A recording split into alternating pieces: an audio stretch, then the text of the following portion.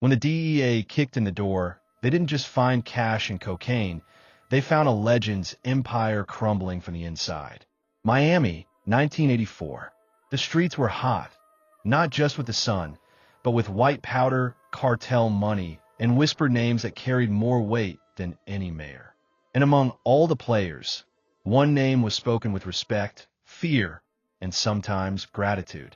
Isaac Big Ike Hicks, known on the streets as Turnpike Ike. He had Miami in a chokehold and Florida wrapped around his pinky finger. While most were running from the law, Big Ike was building houses, legit ones, through a construction company that was ironically funded by illicit money. This wasn't just a drug dealer. This was a strategist, a businessman, and a man with power beyond measure. He was the kind of kingpin who threw community cookouts on Saturday and moved metric tons by Monday. His cocaine empire pulled in millions monthly, and his diplomacy and generosity kept him untouched for longer than most ever dared. But every empire has crack.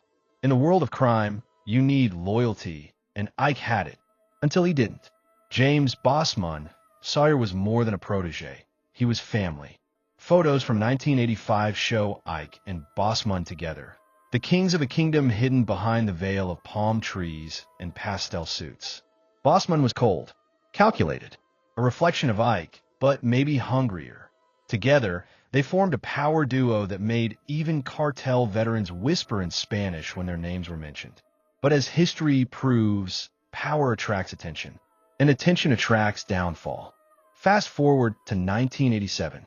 The downfall begins. The DEA had been circling for years, but never had enough. I kept it clean. No luo selips, no traseveltrals. Until one person flipped. His own housemaid. The woman who made his bed, cleaned his dishes, and secretly gave the feds the intel they needed. When they raided his estate, they found over $500,000 in jewelry, $750,000 in another room, $33,304 in scattered cash, and 23 pounds of pure cocaine. But they never found fear in Ike's face. Even in cuffs, he kept his code. Ike never snitched. Not once. When the case hit trial, Bossman and Ike stood side by side in court, just like they did in the streets. The verdict? Bossman, 56 years. Ike, 137 years. Some say Ike got the bigger number because the feds couldn't crack his lips, so they cracked his future instead. Still, no names were given. No deals were made. Just cold concrete, steel bars, and the silence of a real one. In rare photos, Ike is seen with his wife Janet and their children, a family man in the shadows of crime. But there was one final twist in the tragedy of Big Ike. It's alleged that Janet may have unknowingly passed HIV to Ike sometime before his arrest. Behind bars, his condition went untreated. Whether by neglect or intention, we may never know. He died in prison, not from a bullet, not from betrayal, but from the slow, silent consequences of a life he lived.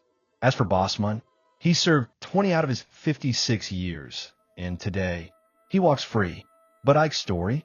It still lingers in the alleyways of Dade County and echoes in the courtrooms that tried to bury his name.